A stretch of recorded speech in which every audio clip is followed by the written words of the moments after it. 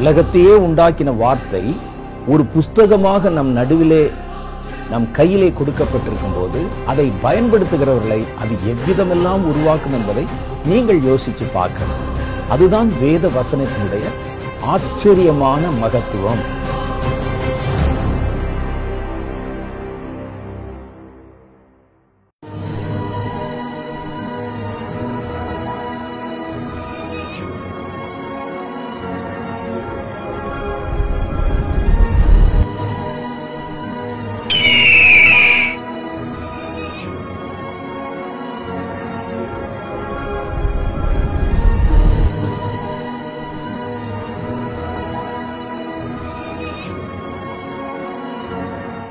ஆண்டவராகிய இயேசு கிறிஸ்துவின் நாமத்தினால் உங்கள் யாவருக்கும் அன்பின் வாழ்த்துக்களை நான் தெரிவித்துக் கொள்கின்றேன். கர்த்தருடைய கிருபையினாலும் அவருடைய பரிசுத்தமுடைய இலக்கங்களினாலும் கடைசி கால ஓட்டம் என்கிற நிலைகளை பற்றி நம்முடைய தியானத்தின் முடிவாக நாம் கற்றுக்கொண்டு வர ஆரம்பிக்கின்றோம். இது முந்தைய ஓட்டத்தைப் போல சாதாரணமான வகையிலே காணப்படக்கூடிய ஒரு ஓட்டமாக அல்ல. வேதம் சொல்லக்கூடிய வார்த்தையின்படி இது வாழ்வுக்கும் சாவுக்கும் இடையிலே நடக்கக்கூடிய ஒரு போராட்டத்தைப் போல காணப்படக்கூடிய ஒரு ஓட்டம். இந்த ஓட்டத்தில் ஒருவேளை நாம் தடுக்கி விழ ஆரம்பிக்கிறது உண்டானால் தேவனுடைய மகிமையான காரியங்களை இழக்கக்கூடிய ஒரு மக்களாகவும், இந்த ஓட்டத்தை இறுதி வரைக்கும் நாம் ஓடி முடிக்க ஆரம்பிக்கிறது உண்டானால் தேவனுடைய ராஜ்யத்தை சென்று அடைகிறதுமான பரிபூர்ணமான நிலைகளை எட்ட உங்களாலும் என்னாலும் ஆகும் என்று கர்த்தருடைய வேத புத்தகத்தின் வழியாக நாம் கற்றுக்கொள்ள ஆரம்பிக்கின்றோம். மட்டுமல்லாமல் இந்த ஓட்டத்தின் ஒவ்வொரு விதமான காரியத்திற்கும் பல விதமான தகுதிகள் நம்முடைய வாழ்க்கையிலே வர வேண்டியது அவசியமான ஒன்று. தகுதி இல்லாமல் நாம் இந்த ஓட்டத்தை ஓட ஆரம்பிக்கிறது உண்டானால் நிச்சயமாக பட்டு விழுந்து போகும் ஒரு மக்களாக நாம் மெய்யாகவே காணப்படுகிறதை கண்கூடாக நாம் கற்றுக்கொண்டு வர முடியும் என்று கர்த்தருடைய வேத புத்தகத்தின் வழியாக நாம் பார்க்கலாம். ஆக ஆண்டவராகிய தேவன் சொல்லுகின்றார், இதற்கு ஏற்ற முக்கியமான தகுதி என்ன? இந்த ஓட்டத்தினுடைய ஒவ்வொரு விதமான இயக்கமும் ஆவிக்குரிய இயக்கமாகவே காணப்பட ஆரம்பிக்கிறதுனால ஆவிக்குரிய நிலைகள் மேலோங்கின ஒரு வாழ்க்கையின் ஊடாக நீங்களும் நானும் கடந்து போக வேண்டியது அவசியம். ஆவிக்குரிய நிலைகள் மேலோங்க வேண்டும் என்று சொன்னால் அதற்கு ஒரே ஒரு வழிமுறைதான் உண்டு. மாம்சம் உள் அடக்கப்பட்டு ஆவியினுடைய நிலை மேலோங்கக்கூடிய ஒரு அனுபவம். இதற்கு பெயர் மறுரூபம் என்கிறதை பற்றி கர்த்தருடைய வேத புத்தகத்தின் வழியாக கற்றுக்கொள்ள முடியும். இந்த மறுரூபத்தின் அனுபவம் நம்முடைய வாழ்க்கையிலே வளர ஆரம்பித்தால் மட்டும்தான் இந்த ஆவிக்குரிய மண்டலத்திலே காணப்படும் ஒவ்வொரு நிலைகளை தெளிவான விதத்தில் கற்றுக்கொள்ளவும் ஆவிக்குரிய மண்டலங்களுக்கு ஏற்ற இயக்கத்தின் ஊடாக கடந்து போகவும் நம்மால் ஆகும். ஏனென்றால் நமக்கு எதிராக வரக்கூடிய சாத்தான் அவன் ஆவியாக இருக்கிறதுனால மாம்ச கண்களினாலோ அல்லது மாம்ச பலத்தினாலேயோ அவனை எதிர்க்க நம்மால் ஆகிறது இல்லை. நம்முடைய ஆவி பலமடைய ஆரம்பித்தால் மட்டும்தான் இந்த ஆவிக்குரிய யுத்தத்தில் பரிபூர்ணமான ஜெயத்தின் நிலைகளை எட்ட உங்களாலும் என்னாலும் ஆகும். மற்றபடி சாத்தானை எதிர்க்கவோ அல்லது உலகத்திலிருந்து வரக்கூடிய பிரச்சனைக்குரிய காரியங்களை மேற்கொள்ளவோ நம்மால் ஆகிறது இல்லை. இந்த கடைசி காலங்களில் அழைக்கப்படக்கூடிய இந்த காலங்களில் வர வர பிரச்சனைக்குரிய காரியங்கள் நேருக்கு நேராக நம்மோடு கூட மோதக்கூடியதாக விளங்க ஆரம்பிக்கிறதுனால இந்த ஒவ்வொரு விஷயத்திலும் நீங்கள் உங்களை காப்பாற்றிக் கொள்ள வேண்டும் என்றால் உங்கள் நிலைகளை பாதுகாத்துக் கொள்ள வேண்டும். ஒன்று, எதிரினுடைய அந்த ராஜ்யத்தை நம் வசமாக மாற பண்ண வேண்டும். மற்றொன்று, இந்த ரெண்டு நிலைகளையும் நம்முடைய வாழ்க்கையில் நாம் ஆசரிக்க வேண்டும் என்று சொன்னாலே தேவை என்ன அப்படின்னா ஆவிக்குரிய நிலைகளை ஆராய்ந்து பார்க்கக்கூடிய ஆவிக்குரிய உணர்வு, ஆவிக்குரிய பலம் நம்முடைய வாழ்க்கையிலே வளர வேண்டியது அவசியம்.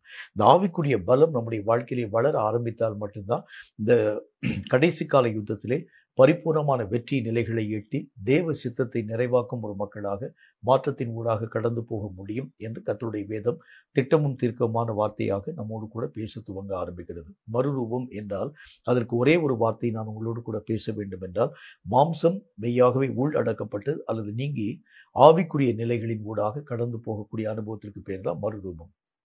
மாம்சத்தினுடைய ஒவ்வொரு விதமான நிலைகளும் தற்போதைய வாழ்க்கையில் மேலெழும்பக்கூடியதாக இருக்க ஆரம்பிக்கிறதுனால் இவைகளெல்லாம் உள்ளாக்கப்பட வேண்டியது முதல் காரியம் நம்முடைய வாழ்க்கையிலே தேவை. இரண்டாவது, ஆவிக்குரிய நிலை மேலெழும்பி மாம்சத்திற்கு அநேக விதமான உத்தரவுகளை தரக்கூடிய அளவிற்காக ஆவியினுடைய நிலை பலம் வாய்ந்ததாக மாற்றப்பட வேண்டியது அவசியமான ஒன்று. இந்த 2 நிலைகளும் நம்முடைய வாழ்க்கையிலே வரக்கூடிய தன்மைக்கு பேர் தான் மறுரூபத்தினுடைய சாயல். மறுரூபத்தில் பல வகையை பற்றி கர்த்தருடைய வேத புத்தகத்தின் வழியாக நாம் கற்றுக்கொண்டு வருகின்றோம். ஒன்று, நம்முடைய சிந்தனையிலே உருவாக்கப்பட வேண்டிய ஒரு மாற்றம். இந்த சிந்தனை மாறாது இருக்கக்கூடிய வரைக்கும் ஆவிக்குரிய நிலைகளை கற்றுக்கொள்ள அல்லது புரிந்து கொள்ள, விளங்கிக் கொள்ள நம்மால் ஆகிறது இல்லை. ஒரு மனுஷன் நமக்கு முழுவதாக நடக்கக்கூடிய ஒரு நிலைகளை பற்றிதான அறிவுள்ளவனாய் மாற்றப்பட வேண்டும் என்றால் அவைகளை பற்றிதான சகல சிந்தனையிலே ஒரு உருமாற்றம் அவனுடைய வாழ்க்கையிலே வர வேண்டியது அவசியம். தனக்கு முன்பதாக கற்பிக்கப்படக்கூடிய காரியங்கள் என்ன, அது எதை பற்றி என்னுடைய வாழ்க்கையிலே வலியுறுத்த ஆரம்பிக்கிறது என்பதை பற்றிதான சிந்தனைகளில் ஒரு மாற்றம் வர ஆரம்பித்தால் மட்டும்தான் அவைகளை எளிதான விதத்தில் விளங்கிக் கொள்ள என்னால் ஆகும். அதே மாதிரி 2வது நிலையை பற்றி நாம் பார்த்து கொண்டு வருகின்றோம். என்னுடைய சாயலிலும் ஒரு மாற்றம் வர வேண்டியது அவசியம். இந்த சாயலிலே வரக்கூடிய மாற்றம் வர ஆரம்பித்தால் மட்டும்தான் வேதத்தில் நாம் வாசிக்கிறதை போல சரியான யுத்த நிலையிலே கடந்து போக, அதனை பூர்ணமான வெற்றியை பெற்றுக்கொள்ள நம்மால் ஆகும்.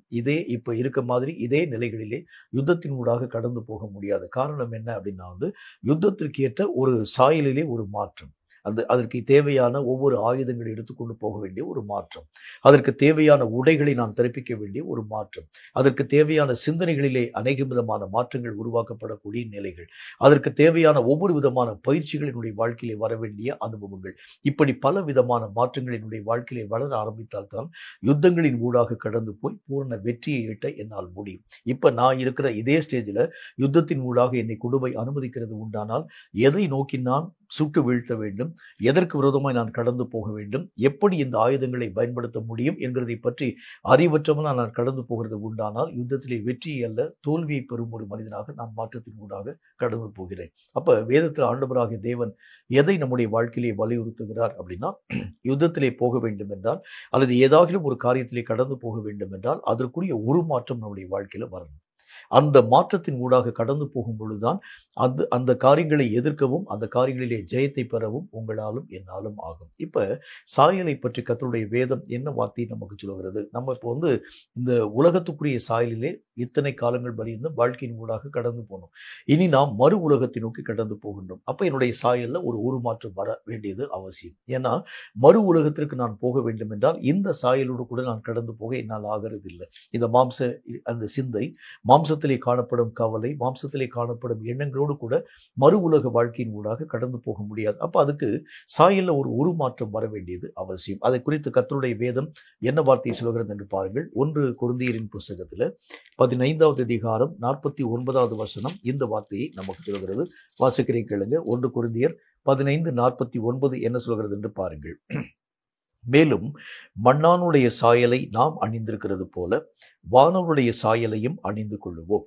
கர்த்தருடைய வேத புத்தகத்தில் ஆண்டவராகிய தேவன் எந்த சாயலை பற்றி நம்ம கூட பேச ஆரம்பிக்கிறார் அப்படின்னா, இவ்வளவு நாள் வரைக்கும் மண்ணுக்குரிய நிலைகளை பற்றிதான ஒரு மக்களாக, அவைகளை அறியக்கூடிய அறிவுள்ள ஒரு மக்களாக விளங்கும்படியாக மண்ணுக்குரிய சாயலை நாம் அணிந்திருக்கக்கூடிய ஒரு மக்களாய் காணப்பட்டோம். இப்ப ஆண்டவராகிய தேவனுடைய ராஜ்யத்தை சென்று அடையும்படிக்காக விண்ணுக்குரிய சாயல் என்று அழைக்கப்படக்கூடிய வானவரின் சாயல் நம்முடைய வாழ்க்கையிலே வளர வேண்டியது அவசியம்.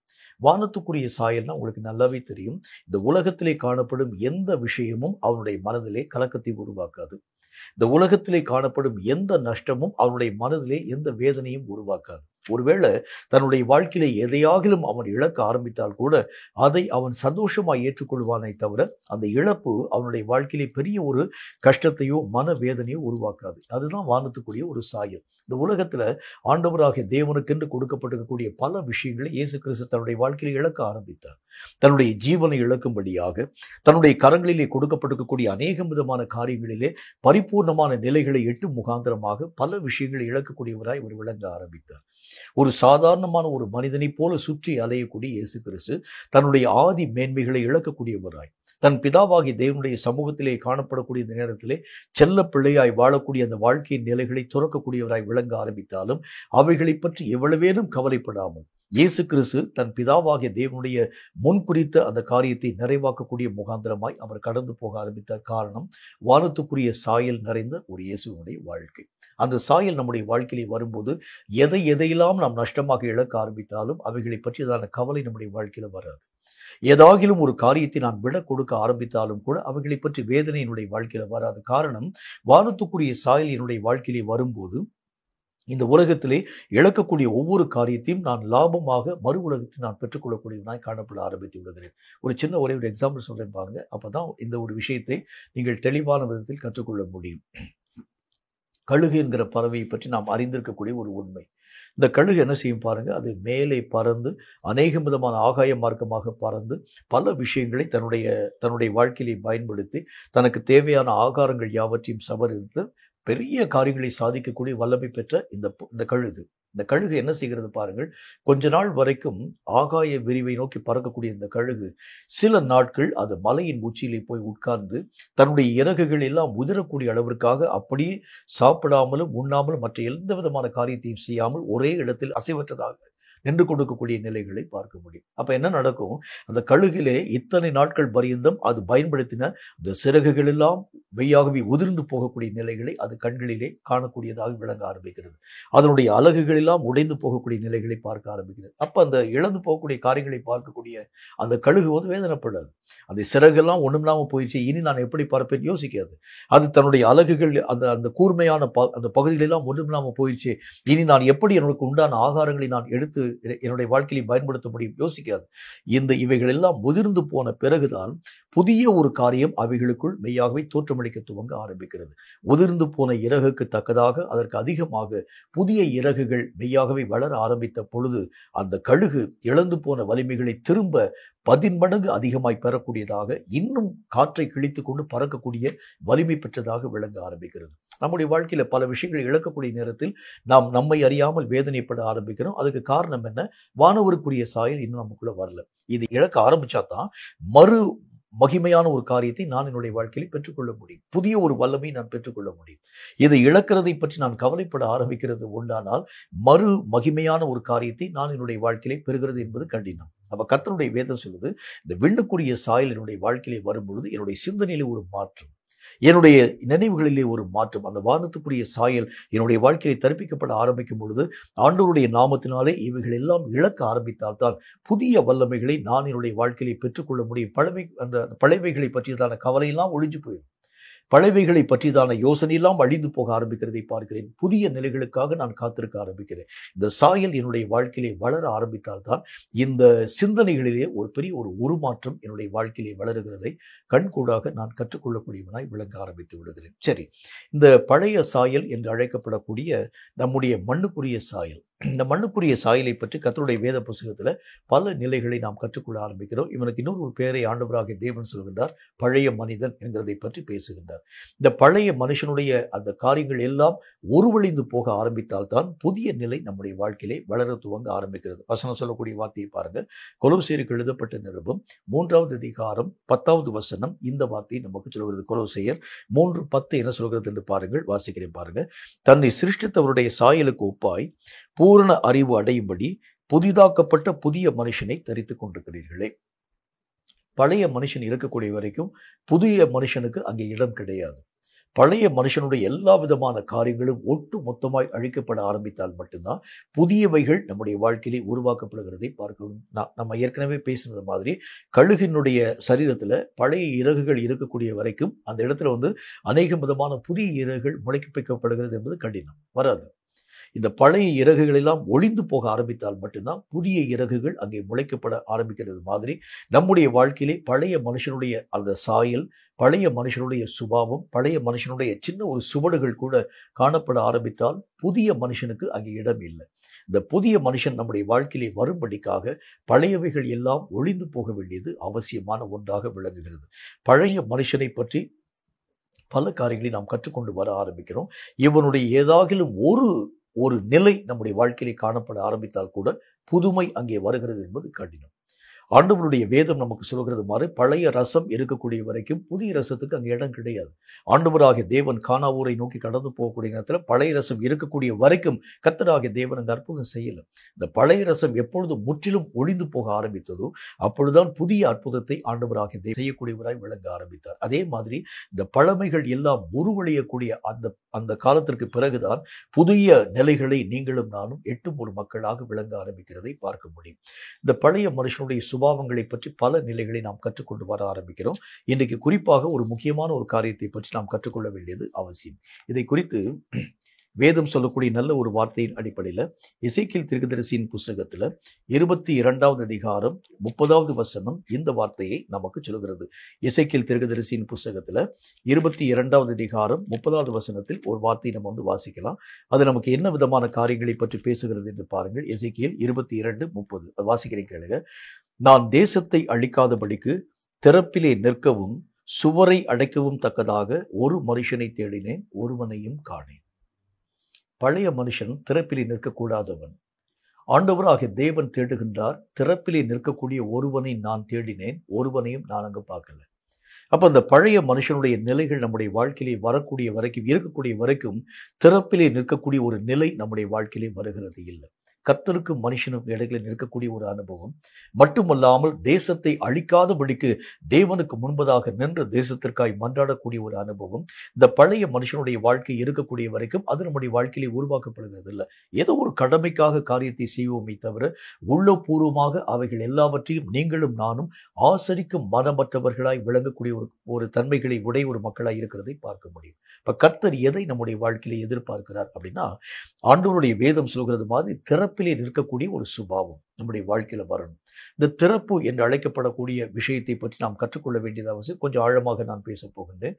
திறப்பு அப்படின்னா பல விதமான நிலைகளை பற்றி கர்த்தருடைய வேத புத்தகத்தின் வழியாக நாம் பார்க்க முடியும். இந்த திறப்புகள் பல நேரங்களில் ஆண்டவராகிய தேவனுடைய கோபத்தை சம்பாதிக்கக்கூடியதாக, தேவனுடைய கிருபைகளை இழக்கக்கூடியதாக, சாத்தானை உள்ளே வரவழைக்கக்கூடியதாக விளங்கக்கூடிய பல விதமான திறப்புகள். இது நம்முடைய வாழ்க்கையிலே இருக்கக்கூடிய வரைக்கும் தேவனுடைய மகிமைகளை ஒரு நாளும் நம்முடைய வாழ்க்கையிலே பெற்றுக்கொள்ள முடியாது. எரேமியா தீர்க்கதரிசியின் புஸ்தகத்தில் ஆண்டவராகிய தேவன் சொல்லுகின்றார், இந்த ஜனங்கள் 2 தீமையை செஞ்சாங்க. ஒன்று, வெடிப்புள்ள தொட்டியை தங்களுக்காக வெட்டி கொண்டார்கள். தண்ணீர் நிற்காத வெடிப்புள்ள தொட்டியை தங்களுக்காக வெட்டி கொண்டார்கள். 2, ஜீவ தண்ணீராகிய எண்ணெய் அவர்கள் விட்டுவிட்டார்கள். அப்படின்னா என்ன அர்த்தம்?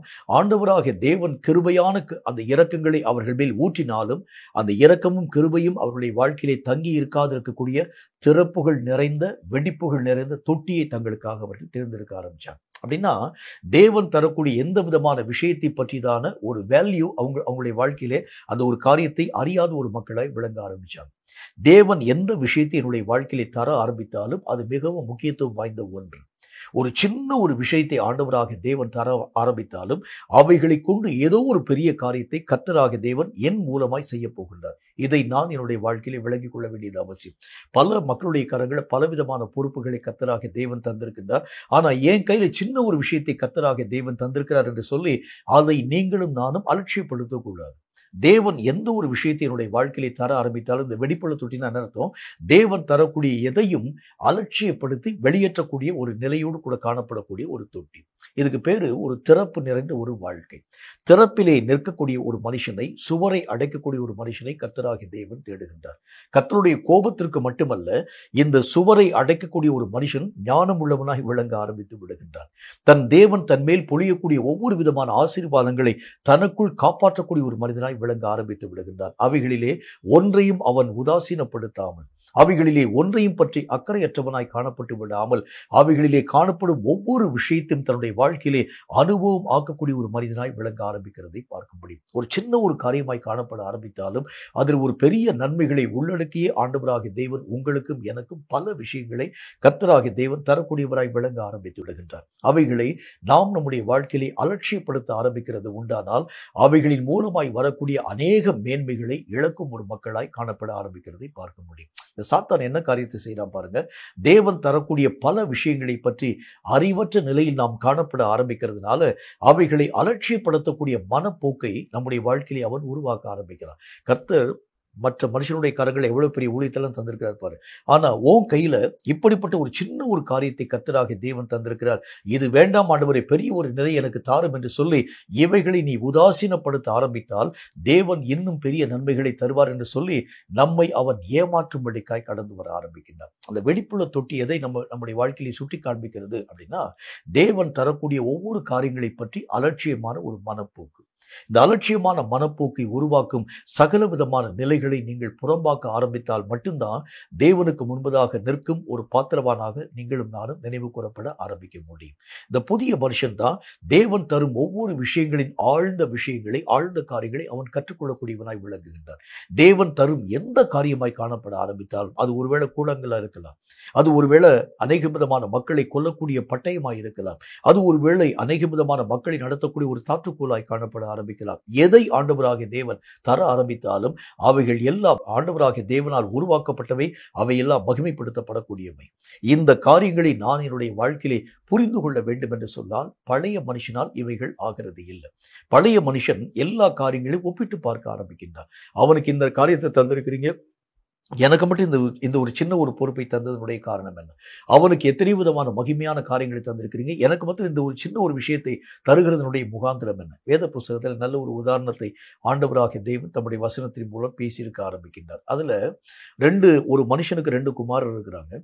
ஒரு குமாரன் கெட்டு போனவனாய் அநேகம் விதமான துன்மார்க்கமான வழியின் ஊடாக கடந்து போய் தன்னுடைய கரங்களிலே கொடுக்கப்பட்டிருக்கக்கூடிய ஆஸ்திகள் யாவற்றையும், எல்லா விதமான அநேக விதமான காரியங்கள் யாவற்றையும் இழந்து போனவனாய் திரும்ப அப்பாவை நோக்கி கடந்து வருகின்றான். கடந்து வரக்கூடிய நேரத்தில் அந்த மூத்த அந்த குமாரன் அவன் வயலில் போய் வேலை பார்த்துட்டு திரும்ப வருகின்றான். வீட்டில் நடக்கக்கூடிய ஆரவாரமான சந்தடிகளை கேட்கக்கூடிய நேரத்தில் பக்கத்தில் இருக்கக்கூடிய மக்களை பார்த்து கேட்குறான், வீட்டில் என்ன ஒரு சந்தோஷமான ஒரு காரியம் உருவாக்கப்படுகிறதை போல நான் பார்க்குறேனே, என்ன நடக்கிறது அப்படின்னு கேட்கக்கூடிய நேரத்தில் கூட இருக்கக்கூடிய மனிதன் சொல்கிறான், உங்களுடைய இளைய குமாரன் வந்துட்டார், உங்களுடைய தம்பி வந்துட்டார், அதனால உங்களுடைய தகப்பனார் மாட்டு மந்தையில கடந்து போய் ஒரு கொழுத்த கன்று ஒன்றை பிடித்து அடித்து அவனுக்காக மெய்யாகவே விருந்து வைத்திருக்கின்றார். உடனே இந்த மனுஷன் என்ன செய்யற பாருங்க, கம்பேர் பண்றான். என்ன காரியத்தை அவன் சொல்லுகின்றான்? அவன் சொல்றான், நான் என்னுடைய தகப்பனுக்கு முன்பதாக போய் கேட்கக்கூடிய நேரத்தில் ஒரு சின்ன ஒரு ஆட்டை கூட எங்க அப்பா வந்து எனக்காக கொடுக்கல, ஆனால் எங்கோ தொலைந்து போன ஒரு மனுஷனுக்காக என்னுடைய தகப்பனார் கொழுத்த கண்ணிலை ஒன்றை கொண்டு போய் அவனுக்காக அடித்து விருந்து வைக்கிறார் என்று சொல்லி மனஸ்தாபமாய் காணப்பட துவங்க ஆரம்பிக்கிறதை பார்க்கணும். இந்த ஒப்பிட்டு பார்க்கக்கூடிய நிலை நிறைய பேருடைய வாழ்க்கையில இன்றைக்கும் உண்டு. அவனுக்கு இந்த ஒரு காரியத்தை தந்திருக்கிறார், எனக்கு இந்த ஒரு காரியத்தை தராம போயிட்டார். அவனுக்கு இந்த ஒரு விஷயத்தை தந்திருக்கிறார். அவங்க அப்பா வந்து திரும்ப இந்த மூத்த குமாரனை அழைப்பித்து அவன் சொல்லுகின்றான், என்ன வார்த்தை சொல்ல பாருங்க, அவனுக்கு ஒரே ஒரு கண்டுக்குட்டியை தான் அவனுக்காக நான் அடிப்பிக்க துவங்கினேன், ஆனால் எனக்கு உண்டானவைகள் எல்லாம் உனக்குரியவை. இதை இன்னும் நீ வந்து புரிந்து கொள்ளாமல் இருக்கிறது எப்படி என்கிறதை பற்றி அவன் பேசக்கூடிய அந்த வார்த்தைகளை அந்த மனிதன் மெய்யாகவே அந்த காரியங்கள் யாவற்றையும் புரிந்து கொள்ள ஆரம்பிச்சான். நிறைய பேருடைய வாழ்க்கையில இந்த ஒப்பிட்டு பார்க்கக்கூடிய நிலைகள்னால இது எதனால வருது?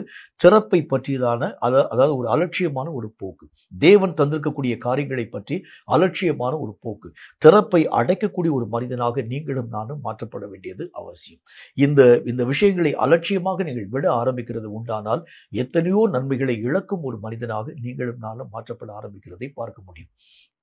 கர்த்தர் எதையாகிலும் ஒரு விஷயத்தை என்னுடைய வாழ்க்கையிலே தருகிறது உண்டானால் ஒரு பெரிய லெவல்ல தரணும் என்கிற ஒரு அவசியம் கிடையாது. உங்களுக்கு எந்த கெப்பாசிட்டி இருக்கிறதோ அந்த அளவு தான் கர்த்தராகிய தேவன் தருவார். மிஞ்சின பலத்தை, மிஞ்சின ஒரு பாரத்தை தேவன் உங்களை தலையிலே வைக்கிறது உண்டானால் நீங்கள் அந்த பாரத்தினால் விழுந்து போயிடக்கூடாது. ஆண்டவராகிய தேவன் ஒவ்வொரு மனுஷனுக்கும் தரக்கூடிய அளவின் விகிதத்தின்படியே அந்தந்த மனுஷனுக்குரிய அழைப்பை ஆண்டவராகிய தேவன் நிர்ணயம் பண்ணுகின்றார். இவன் இந்த ஓட்டத்தை ஓடி முடிச்சிடுவான், இவன் இந்த ஓட்டத்தில் எத்தனை விதமான காரியங்களை சாதிப்பார், இவன் மூலமாய் உலகத்தை கலக்க என்னால் முடியும், இவனை கொண்டு இத்தனை விதம் அந்தந்த மனுஷனுடைய கெப்பாசிட்டி, அவனுடைய பலத்தை அறிந்தே ஆண்டவராகிய தேவன் அவனுடைய கரங்களிலே அழைப்பையும் வல்லமையும் தருகின்றார். அப்போ வேத புஸ்தகத்தில் ஆண்டவருடைய வசனம் சொல்கிறது, நட்சத்திரத்திலே ஆண்டவராகிய தேவன் வித்தியாசத்தை உருவாக்கி மகிமைக்கு மகிமை அவைகளிலே வேறுபாட்டை உருவாக்கின கர்த்தர். அவருக்கு தெரியும் எந்த நட்சத்திரத்திற்கு எந்த பலத்தை தர வேண்டும், எந்த நட்சத்திரத்திற்கு எந்த விதமான மகிமையை உருவாக்க வேண்டும். அவர் அறிந்திருக்கக்கூடிய ஒரு தேவனாய் இருக்கிறதுனால அவர் தரக்கூடிய எந்த விஷயமும் அலட்சியப்படுத்தக்கூடியதாக அல்ல, அவைகள் எல்லாம் நம்முடைய வாழ்க்கையினுடைய ஈடேற்றத்திற்காக கொடுக்கப்படுகிறது என்பதை பற்றிதான அறிவை நான் பெற்றுக்கொள்ள வேண்டும் என்று சொன்னாலே வேதம் சொல்கிறதை போல புதிய மனுஷனுடைய நிலை என்னுடைய வாழ்க்கையில வரணும். இப்போ இந்த இடத்துல கர்த்தருடைய வேத புத்தகத்தில் திறப்பு என்கிறதை பற்றி நாம் பார்த்து கொண்டு வருகின்றோம். இந்த திறப்பிலே நிற்கவும் சுவரை அடைக்கவும் தக்கதாக இந்த திறப்பு பல நேரங்களில் அநேகம் விதமான தவறான வழிகளின் ஊடாக நம்மை அழைத்து கொண்டு போகக்கூடிய நிலைகளின் ஊடாக நம்மை அழைத்து கொண்டு போகிறதை பார்க்க முடியும். இந்த திறப்பை நான் அடைக்காது இருக்கக்கூடிய வரைக்கும் பல ஆபத்துக்கள் என்னுடைய வாழ்க்கையில் வருகிறதை நான் பார்க்க முடியும்.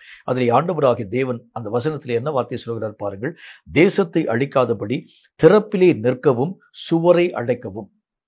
அப்படின்னா என்ன அர்த்தம்? அந்த திறப்பு இருக்கக்கூடிய வரைக்கும் எந்த நேரத்திலும் ஆபத்து வந்துடும். திறப்பை அடைச்சிடணும். சுவரை அடைக்கக்கூடிய அளவிற்காக ஒரு மனுஷனை கர்த்தராகிய தேவன் தேடுகின்றார். திறப்பு இருக்கக்கூடிய வரைக்கும் எந்த நேரத்திலும் ஆபத்து வர முடியும் என்கிறதை அவன் தன்னுடைய வாழ்க்கையிலே புதிய மனிதனின் மூலமாய் உணர்ந்து கொள்ள ஆரம்பிச்சிருவான். இந்த திறப்பு என்னுடைய வாழ்க்கையில் இருக்கக்கூடிய வரைக்கும் ஏதாகிலும் ஒரு பிரச்சனை ஒன்று மாற்றி ஒன்று என்னுடைய வாழ்க்கையிலே வர ஆரம்பிச்சு. இந்த பிரச்சனைகள் வராதிருக்க வேண்டும் என்றால் என்னுடைய வாழ்க்கையிலே காணப்படும் அந்த திறப்புகள் அடைக்கப்பட ஆரம்பித்தால் மட்டும்தான் எந்த விதமான நிலைகளிலும் நின்று நான் காப்பாற்றப்படக்கூடியவனாய் விளங்க ஆரம்பிக்கிறேன். இந்த புத்தியும் ஞானமும் எப்ப என்னுடைய வாழ்க்கையிலே வர ஆரம்பிக்கிறது என்றால் வேதம் சொல்லக்கூடிய வார்த்தையின் அடிப்படையில் இந்த புதிய மனுஷனுடைய சாயல் என்னுடைய வாழ்க்கையிலே வளர ஆரம்பிக்கும் பொழுதுதான் திறப்புகளை அடைக்கக்கூடியவனாய் நான் விளங்க ஆரம்பிக்கிறதை பார்க்க முடியும். திறப்புகள் என்கிறதை பற்றி கர்த்தருடைய வேதம் என்ன வார்த்தை நமக்கு சொல்கிறது என்று பாருங்கள். முதலாவது காரியமாக நெகேமியாவின் புத்தகத்தில் 6வது அதிகாரம் 1வது வசனம் இந்த வார்த்தையை நமக்கு சொல்கிறது. நெகேமியாவின் புத்தகம் 6வது அதிகாரம் 1வது வசனம் இந்த வார்த்தையை சொல்கிறது. வாசிக்கிறேன், கேளுங்கள். அது என்ன சொல்றது பாருங்க.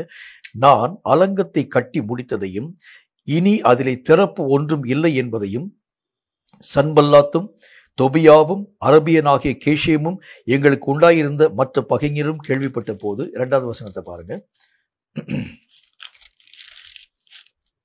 நான் வாசல்களுக்கு இன்னும் கதவு போடாதிருக்கையில் சன்பல்லாத்தும் கேஷேமும் ஆள் அனுப்பி நாம் ஓனோ பள்ளத்தாக்கிலே இருக்கிற கிராமங்கள் ஒன்றிலே ஒருவரை ஒருவர் கண்டு பேசுவோம் வாரும் என்று கூப்பிட்டார்கள். அவர்களோ வென்றால் எனக்கு பொல்லாப்பு செய்ய நினைத்தார்கள். கர்த்தருடைய வேத புத்தகத்துல முதல் திறப்பு சத்துருவை வரவழைக்கக்கூடிய ஒரு திறப்பு. இப்ப இந்த இடத்துல நெகேமியாவுக்கு விரோதமாய் சத்துருக்கள் இருக்கிறாங்க. அவங்க என்ன ஒரு காரியத்தை எதிர்பார்க்கறாங்க அப்படின்னா அலங்கத்தை கட்டக்கூடிய பணியை நெகேமியாவுடைய கையில கர்த்தர் தந்திருக்கிறார். ஆனால் அந்த நெகேமியாவுக்கு திறப்புகளை அடைக்கக்கூடிய காரியங்களை பற்றி அறிவற்றவனாய் இருக்கின்றார். கட்டடம் சொன்னா அதற்கு பல விதமான அறிவு, பல விதமான அனுபவங்கள் நம்முடைய வாழ்க்கையில வரணும்.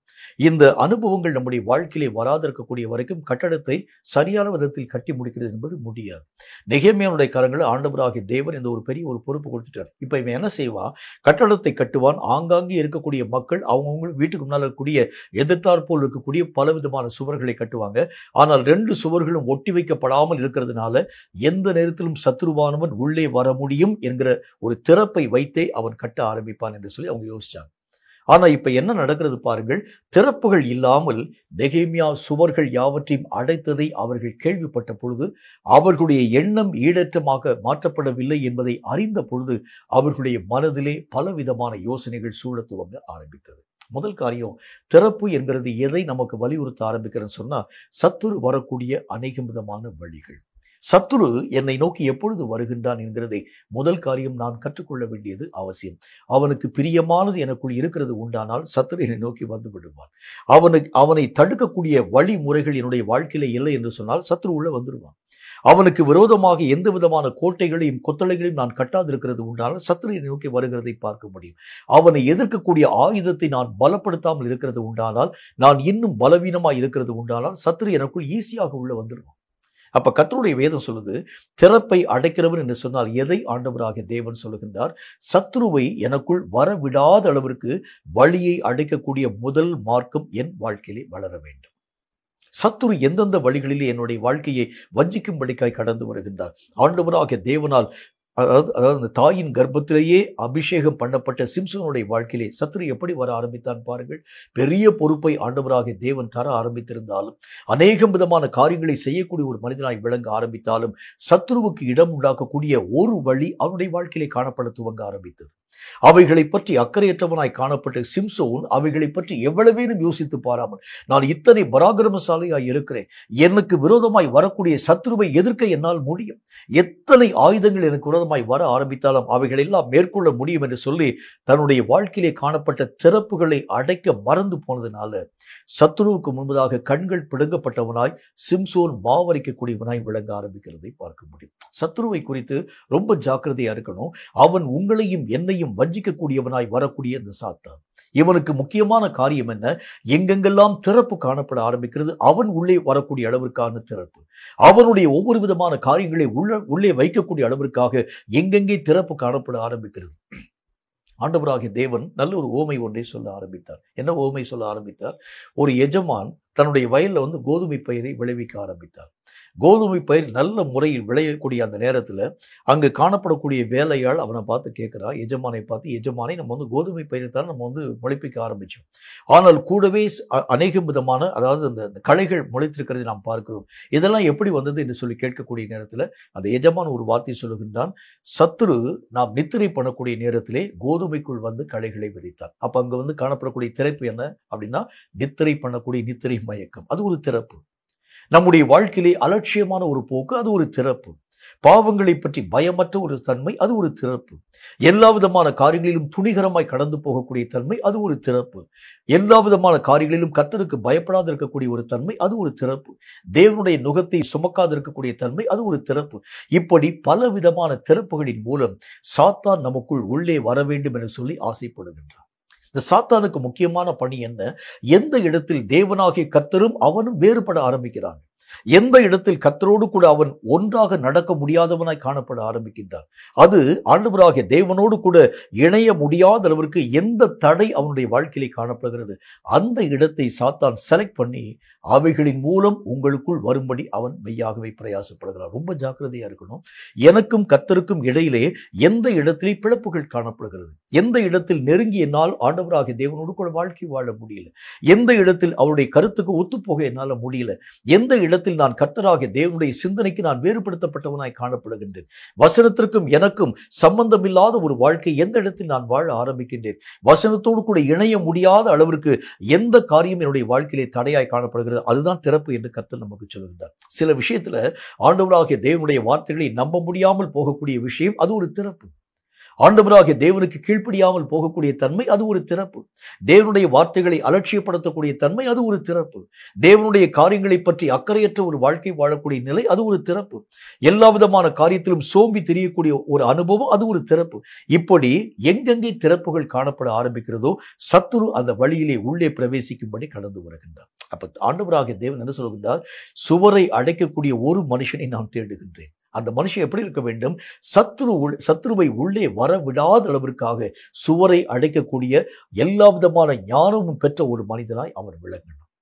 தன்னுடைய வாழ்க்கையிலே சத்துரு எந்த வழியிலே வருகின்றான், என்னுடைய வாழ்க்கையிலே நான் நல்ல முறையில் அநேக விதமான பொக்கிஷங்களை நான் சேர்த்து வைக்கக்கூடியவனாய் விளங்குகின்றேன் என்றாலும் கூட சேர்த்து வைத்திருக்கக்கூடிய அந்த பொக்கிஷங்கள் அதிகமாய் குறைவுபடுத்தப்படுகிறதை பார்க்கிறேன். அப்ப ஏதோ ஒரு வழியிலே சத்துருவானவன் உள்ளே வந்து நான் சேர்க்கும் அநேகம் பொக்கிஷங்களை திருடிக் கொண்டு போகின்றான். அப்ப எந்த வழியிலே வருகிறார்?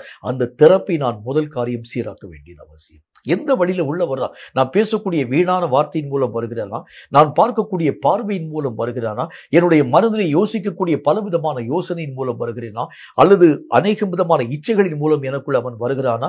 ஒவ்வொரு காரியத்தையும் ஆராய்ந்து பார்த்து எந்தெந்த இடத்தில் திறப்புகள் உண்டோ அவைகள் எல்லாவற்றையும் நீங்களும் நானும் அடைக்க வேண்டியது அவசியம். அப்பதான் பொக்கிஷத்தை நீங்களும் நானும் எந்த தடையும் இல்லாமல் பாதுகாத்துக் கொள்ள முடியும்.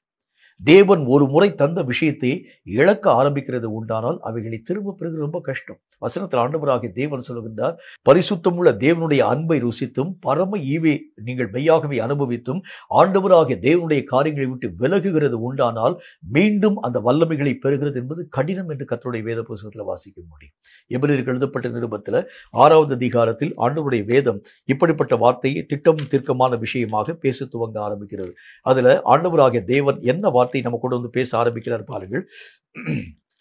எபிரேயருக்கு எழுதப்பட்ட நிருபத்தில் அதுல 6வது அதிகாரம், அதுல கர்த்தருடைய வேதம் என்ன வார்த்தையை சொல்கிறது பாருங்கள். 4வது வசனம் துவங்கி, ஏனெனில் ஒரு தரம் பிரகாசிக்கப்பட்டும் பரம ஈவை ருசி பார்த்தும் பரிசுத்த ஆவியை பெற்றும் தேவனுடைய நல் வார்த்தையையும் இனி வரும் உலகத்தின் பலங்களையும் ருசி பார்த்தும் மறுதலித்து போனவர்கள் தேவனுடைய குமாரனை தாங்களே மறுபடியும் சிலுவையிலே அறைந்து அவமானப்படுத்துகிறபடினால் மனம் திரும்புவதற்கு ஏதுவாக அவர்களை மறுபடியும் புதுப்பிக்கிறது கூடாத காரியம் என்று கர்த்தருடைய வசனத்தை பார்க்கிறோம். ஒரு முறை நம்முடைய வாழ்க்கை விட்டு ஒரு காரியம் போயிடுச்சுன்னா யூதாவின் புஸ்தகத்திலும் அதே விதமான வார்த்தை நமக்கு எழுதப்பட்டிருக்கிறதை பார்க்க முடியும்.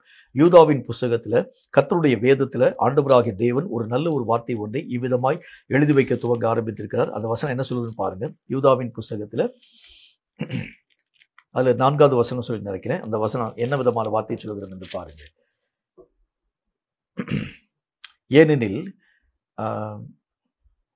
ஏற்கனவே வாசிக்கிற பாருங்க. 3வது வசனம், பிரியமானவர்களே, பொதுவான ரட்சிப்பை குறித்து உங்களுக்கு எழுதும்படி நான் மிகவும் கருத்துள்ளவனாய் இருக்கையில் பரிசுத்தவான்களுக்கு ஒரு விசை ஒப்பு கொடுக்கப்பட்ட விசுவாசத்திற்காக நீங்கள் தைரியமாய் போராட வேண்டும் என்று உங்களுக்கு எழுதி உணர்த்துவது எனக்கு அவசியமாய் கண்டது. ஒரு முறைதான் ஒப்பு கொடுக்கப்பட்ட விசுவாசம். இதை நான் இழக்கிறது உண்டானால் திரும்ப அந்த விசுவாசத்தின் அளவு என்னுடைய வாழ்க்கையில வராது.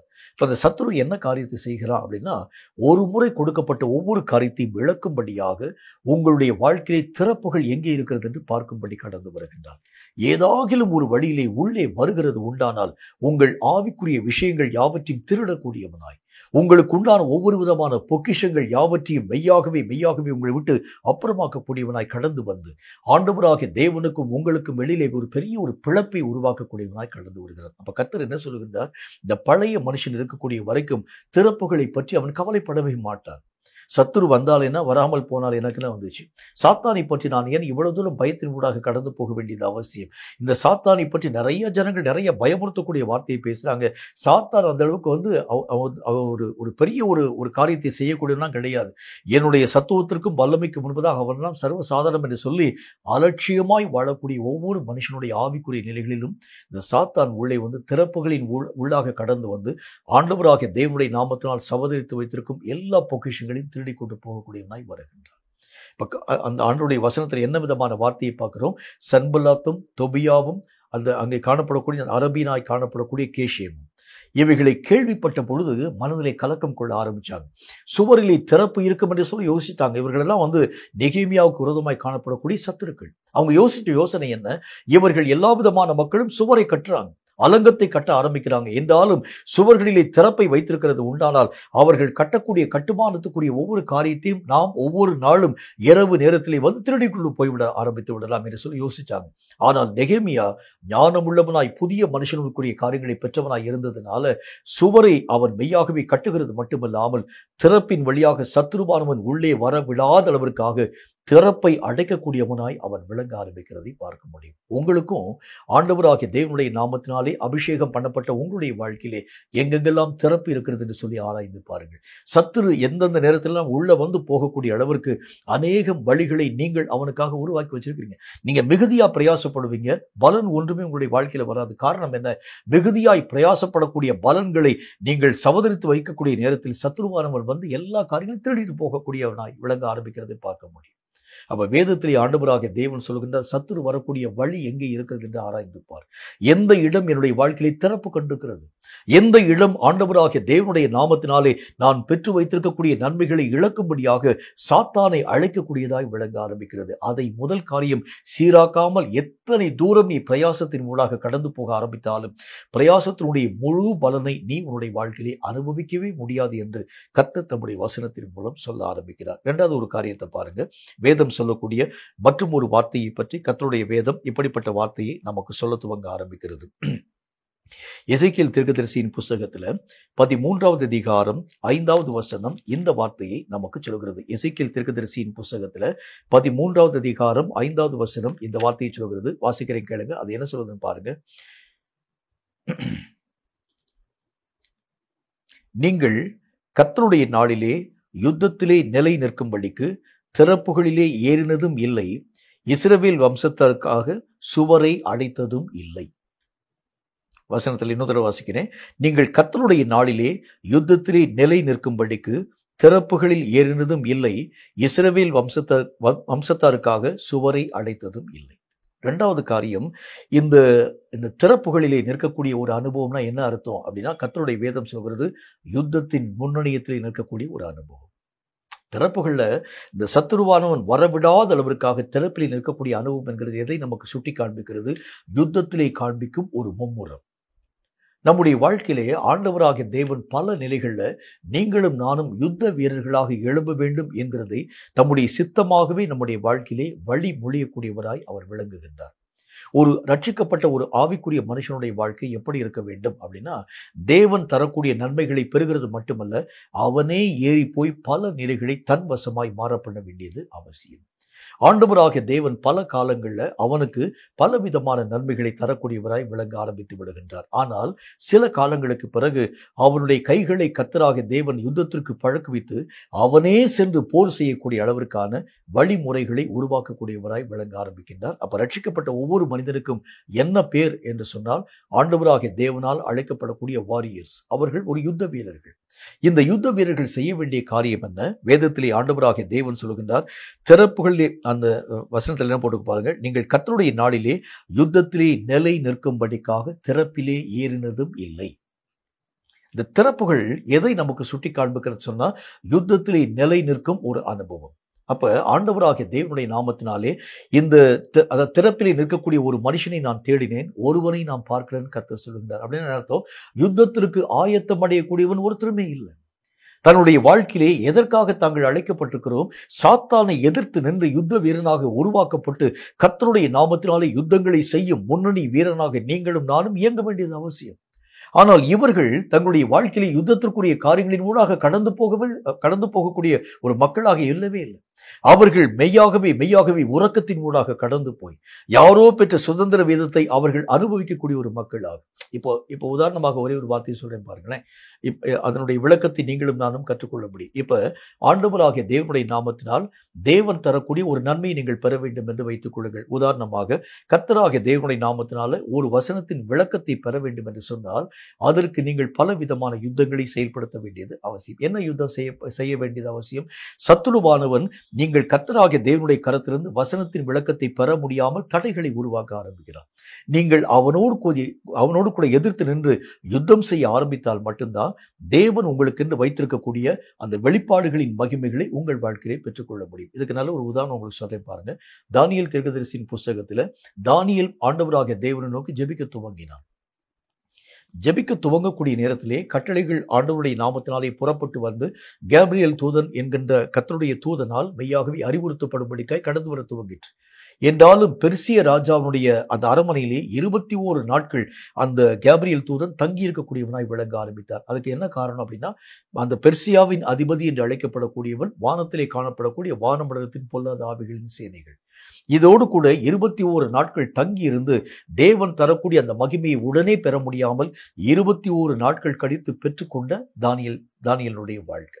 நம்முடைய வாழ்க்கையில உடனுக்குடன் ஆண்டவராகிய தேவன் தரக்கூடிய நன்மைகளை நீங்கள் பெற்றுக்கொள்ள வேண்டும் என்று சொன்னால், நீங்களும் நானும் யுத்த வீரர்களாய் செயலாக்க வேண்டியது அவசியம். நம்மை தடுக்கும் அநேக விதமான போராயுதங்களை, நமக்கு விரோதமாய் எழும்பும் அநேக விதமான யுத்தங்களை, நமக்கு விரோதமாய் காணப்படும் நம்முடைய உரிமைகளை தடுக்கக்கூடிய ஒவ்வொரு விஷயங்களையும் நீங்களும் நானும் எதிர்க்க வேண்டியது அவசியம் என்று கர்த்தருடைய வேத புத்தகத்துல பார்க்கிறோம். இப்ப இந்த சாத்தான் செய்யக்கூடிய மற்றும் ஒரு காரியம் என்ன அப்படின்னா, உன்னால் எதிர்த்து வரக்கூடிய பிரச்சனைகளை மேற்கொள்ள முடியாது. கர்த்தராகிய தேவன் உனக்காக யுத்தம் செய்வார். கர்த்தராகிய தேவனுடைய நாமத்தை நீ சார்ந்து கொள்ள ஆரம்பித்தால் தேவனே உனக்காக யுத்தங்களை செய்து இந்த காரியங்கள் யாவற்றையும் செஞ்சு முடிச்சிடுவார். இல்லை என்றால் யாராகிலும் ஒரு மனிதன் யுத்தம் செய்து இவைகளை உன்னுடைய வாழ்க்கையை தரக்கூடிய வரைக்கும் நீ காத்திரு. நீயாக யுத்தம் செய்து காரியங்களை பெறக்கூடிய அளவிற்கு நீ முயற்சி ஊடாக கடந்து போகக்கூடாது. ஏனென்றால் ஒரு முறை நீ தோற்க ஆரம்பிக்கிறது உண்டானால் உன்னுடைய வாழ்க்கையை உன்னை அறியாமல் நீ பலவீனப்படுத்தப்பட ஆரம்பித்து விடுவாய். ஆகவே நீ யுத்தங்களை நீ செய்யாம யாராச்சும் யுத்தம் செஞ்சு அதற்குரிய மகிமையை பெற்றிருக்கிறது உண்டானால் அவங்கள்ட்ட போய் கேட்டு அந்த காரியத்தை நீ தெரிந்து கொள்ள வேண்டியது அவசியம். இதை நான் எதை பற்றி உங்களுக்கு சொல்கிறேங்கிறத நீங்கள் நன்றாக புரிந்திருக்க வேண்டியது அவசியம். இப்போ பல நேரங்களில் தீர்க்க தரிசனம் என்று அழைக்கப்படக்கூடிய வார்த்தைகள், இது யாரோ சொல்லக்கூடிய வார்த்தைகளை மட்டுமே நீங்களும் நானும் கேட்க ஆரம்பிக்கிறோம். நானாக ஏறி போய் தேவனுடைய சமூகத்திலே கேட்க மனமற்றவனாக காணப்படுகின்றேன். யாராச்சும் அவங்க கேட்டு சொல்லட்டும், அது வரைக்கும் நான் காத்திருப்பேன். ஆண்டவரே, இந்த ஊழியக்காரன் மூலமா பேசுங்க, இந்த ஊழியக்காரன் மூலமா பேசுங்க, இந்த மனுஷனின் மூலமா இந்த வருஷத்தை பற்றிதான வெளிப்பாடுகள் யாவற்றையும் சொல்லும் என்று சொல்லி நீங்களும் நானும் கேட்போமே தவிர, நானே யுத்தம் செய்து தேவனுடைய வார்த்தைகளை கேட்க மனமற்றவனாய் விளங்க ஆரம்பிச்சுவேன். இதுக்கு பிறகுதான் கர்த்தர் சொல்லுகின்றார், சுவரில் நிற்கக்கூடிய ஒரு மனுஷனை நான் தேடின ஒருத்தனை காணோம். திறப்பில் நிற்கக்கூடிய ஒரு மனுஷனை நான் தேடின ஒருத்தரையும் காணோம். அவன் கர்த்தருடைய நாமத்தினாலே சாத்தானுக்கு விரோதமாய் யுத்தம் செய்து நான் அவனுக்கென்று வைத்திருக்கக்கூடிய நன்மைகளை பெறக்கூடிய ஒரு மனுஷனை நான் தேடுகின்றேன். அவன் யுத்தத்தை பற்றிதான காரியங்களை மெய்யாகவே அறியக்கூடிய நேரத்தில் அவன் பலவீனப்படுத்தப்பட்டு யுத்தங்களை பற்றியே நோக்கி பாராத ஒரு மனிதனாய் காணப்பட துவங்குகிறான். மற்றவனுடைய அநேகம் நிழலிலே அவன் குளிர்காயும் ஒரு மனிதனாய் விளங்க ஆரம்பிக்கின்றான். இன்னைக்கு நிறைய இடங்கள்ல ஆவிக்குரிய மக்களுடைய வாழ்க்கையினுடைய வளர்ச்சியினுடைய விகிதம் குறைந்து போறதற்கு காரணம் என்ன தெரியுமா? மற்றவர்களின் நிழலிலே அவர்கள் குளிர்காய ஆரம்பிக்கிறாங்க. அவர்கள் தாங்களாக இயக்கத்தினூடாக கடந்து போகிறதில்லை. தேவனாகிய கர்த்தர் சொல்கின்றார், நீ அப்படிப்பட்ட ஒரு மனுஷனாய் எழும்பணும். சுவரை அடைக்கக்கூடிய ஒரு மனுஷனாய், திறப்பிலே நிற்கக்கூடிய ஒரு மனுஷனாய், யுத்தத்திலே ஜெயமான காரியங்களை பெறக்கூடிய ஒரு மனுஷனாய் நீ எழுந்திருக்கணும். மற்றவனுடைய அநேகம் விதமான காரியங்களை, அவர்கள் பெற்றிருக்கக்கூடிய நன்மைகளை நீ உன்னுடைய வாழ்க்கையிலே கண்டு சந்தோஷப்படக்கூடியவனாய் அல்ல, நீயே யுத்தத்திலே ஜெயபலம் வாய்ந்த கர்த்தருடைய நாமத்தினாலே யுத்தம் செய்யும் வீரனாய் எழும்பி நீ யுத்தத்திலே கடந்து போய் உனக்குண்டான நன்மைகளை நீயே பெரும்படிக்காய் கடந்து போக வேண்டியது அவசியம். இதைத்தான் கர்த்தர் நம்முடைய வாழ்க்கையில எதிர்பார்க்கின்றார். அவர் சொல்லக்கூடிய வார்த்தையின் அடிப்படையில் இந்த பழைய மனுஷன் என்ன செய்யறான் பாருங்க, அவன் யுத்தத்தை பார்க்கக்கூடிய நேரத்தில் பயந்து போயிடான். ஏன்னா அவனுக்கு ஆவிக்குரிய நிலைகள் ஒண்ணுமே தெரியாது. இந்த யுத்தமெல்லாம் ஆவிக்குரிய யுத்தமா இருக்கிறதுனால, ஆவிக்குரிய நிலைகளை பற்றி ஒன்றுமே அறியாதவனா இருக்கிறதுனால் யுத்தத்தினுடைய காரியத்தின் நிமித்தம் அவன் மெய்யாகவே துவண்டு போக ஆரம்பிச்சான். மட்டுமல்லாம நமக்கு பிரச்சனையே இல்லாம, வேலையே செய்யாம நம்முடைய வாழ்க்கையிலே நமக்கு உண்டான ஆகாரம் கொடுக்கப்படக்கூடிய அந்த நிலைகளை பார்க்கக்கூடிய நேரத்தில் அவன் மெய்யாகவே ஆகாரத்திற்காக ஒரு உழைப்பையும் செய்யாம அவன் மற்றவர்களின் மூலம் வரக்கூடிய ஆகாரத்தில் திருப்தி அடையக்கூடியவனாய் விளங்க ஆரம்பிச்சிடும். ரொம்ப ஜாக்கிரதை. இது உங்களுடைய ஆவிக்குரிய வாழ்க்கையிலே ஒரு சோம்பேறித்தனத்தை உருவாக்கக்கூடியது, ஒரு சோம்பலை உருவாக்கக்கூடிய தன்மை வாய்ந்தது. இது சாத்தான் உங்களுக்கும் எனக்கும் வைக்கக்கூடிய மகா பெரிய உத்தி என்றும் மகா பெரிய கண்ணி என்றும் நீங்களும் நானும் கற்றுக்கொள்ள வேண்டும். ரொம்ப ஜாக்கிரதையா இருக்கணும். நான் என் மட்டிலே ஏறி போகணும், நான் என் மட்டில் உழைக்கணும், நான் உழைத்துத்தான் இந்த காரியங்கள் யாவற்றையும் பெற்றுக்கொள்ள வேண்டுமே தவிர மற்றவருடைய உழைப்பிலே நான் எத்தனை காலங்கள் வாழ்க்கை வாழ முடியும்? நானாக எழும்ப வேண்டும், நானாக போர் செய்ய வேண்டியது அவசியம். என்னுடைய உரிமைகளை நான் பெற்றுக்கொள்ள நான் தான் இயக்கத்தின் ஊடாக கடந்து போக வேண்டும். இந்த நிலை எப்ப என்னுடைய வாழ்க்கையிலே வர முடியும் என்று சொன்னால், புதிய மனுஷனுடைய சாயல் என்னுடைய வாழ்க்கையிலே வரும்போதுதான் நான் சிறகை அடித்து பறக்கும் ஒரு மனிதனாய் விளங்க ஆரம்பிக்கிறேன். ஒரு கழுகு அது தன்னுடைய தாய்க்கு அடியிலே அடைக்கலமா இருக்கக்கூடிய வரைக்கும், அது ஒரு சின்ன ஒரு குஞ்சா இருக்கக்கூடிய வரைக்கும் தாயினுடைய உதவியை மட்டும் நாடக்கூடியதாய் விளங்க ஆரம்பிக்கிறது. ஏனென்றால் அந்த சின்ன கழுகுக்கு அநேக விதமான பறக்கக்கூடிய வல்லமைகள் அதுக்கு கிடையாது. என்றாலும் கூட இந்த தாய் அந்த நிலைகளை அப்படியே அனுமதிக்கிறது இல்லை. சில காலங்களுக்கு பிறகு இந்த குஞ்சுகள் யாவற்றுக்கும் மெய்யாகவே பழக்கக்கூடிய அந்த காரியங்களை உருவாக்கி அது ஏற்ற காலத்தில் வளர்ச்சியின் ஊடாக கடந்து போய் தன்னுடைய இரைகளை தானே சமதரிக்கக்கூடிய அளவிற்காக அதை வலிமை பெற்ற ஒரு கழுகாய் உருவாக்க துவங்க ஆரம்பிக்கிறதை பார்க்க முடியும். அது என்ன செய்ய வேண்டும்? அந்த அநேகம் விதமான ஆகாரத்திற்காய் அந்த குஞ்சு கழுகு அது தானே போர் செய்து தன்னுடைய ஆகாரத்தை பெற்றுக்கொள்ள வேண்டும். இதுதான் தாய் கழுகுடைய இலக்கு. உங்களுக்கே நல்லாவே தெரிஞ்ச ஒரு விஷயம்தான். ஒரு ஆகாரத்தை பெற்றுக்கொள்ள வேண்டும் என்றால் அதுக்கு எவ்வளவு போராட்டத்தின் ஊடாக போகணும்னு பாருங்க. சில நேரத்தில் அந்த ஆகாரங்களை பிடிக்க முடியாம அநேக விதமான தடுமாற்றங்கள் வருகிறதை பார்க்க முடியும். சில நேரத்தில் அந்த ஆகாரங்கள் நம்முடைய கரங்களை தாண்டி தப்பித்து போகக்கூடிய நிலைகளை பார்க்க முடியும். மிகுந்த பசியின் ஊடாக கடந்து போகக்கூடிய நேரத்தில் சில ஆகாரங்களை உங்களாலும் என்னாலும் எடுத்துக்கொள்ள முடியாத சூழ்நிலைகள் உருவாக்கப்படுகிறத பார்க்க முடியும். ஆனால் அந்த தாய் கழுகு செய்யக்கூடிய காரியம் என்ன? நீ இந்த மாதிரி நேரத்துல எல்லாம் பயப்படாதப்பா, நான் உனக்கு சாப்பாட்டை கொடுக்கிறேன் என்று சொல்லி அந்த சின்ன கழுகினுடைய பலத்தை அதை பலவீனப்படுத்தாது. எந்த காரியமாக இருந்தாலும் போராடி உனக்குரியவைகளை நீயே பெற்றுக்கொள்ள வேண்டும் என்று பழக்குவிக்கும் தாய் கழுகை போலத்தான் கர்த்தராகிய தேவனும் உங்களையும் என்னையும் பழக்கப்படுத்த துவங்க ஆரம்பிக்கிறார். நீ தான் போராடி பெற்றுக்கொள்ள வேண்டும். எவனோ போராடி தரக்கூடிய உரிமைகளை அல்ல, உனக்குண்டானவைகளை நீதான் சமதரிக்கும்படிக்காக பழக வேண்டியது அவசியம். உனக்குண்டான காரியங்களை நீதான் பெற்றுக்கொள்ள வேண்டியது அவசியம். அப்ப திறப்பிலே நிற்கக்கூடிய ஒரு மனிதனை நான் தேடுகிறேன், ஒருவனை காணணும்னா என்ன அர்த்தம்? ஆண்டவருடைய நாமத்தினாலே யுத்த வீரனை நான் தேடுறேன்.